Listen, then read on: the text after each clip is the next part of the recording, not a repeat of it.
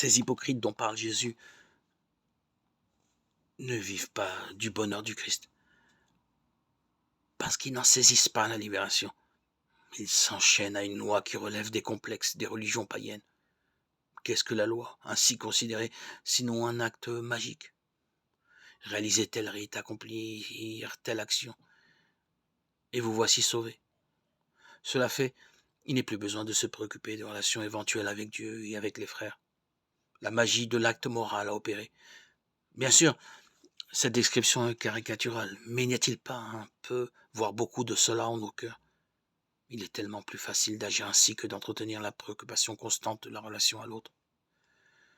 Mais alors, c'est le dessèchement du cœur, l'incapacité à accueillir un enrichissement quel qu'il soit.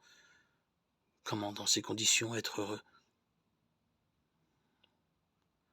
Cette simple analyse, à contrario, nous permet d'approcher le mystère de la joie au sein de la persécution.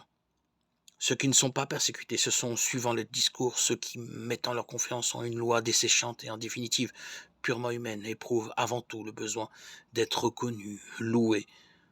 Or, il n'est pas de joie dans le dessèchement du cœur, et il n'est pas de cœur vivant en dehors d'un dialogue, conscient ou non, avec le Dieu de la miséricorde.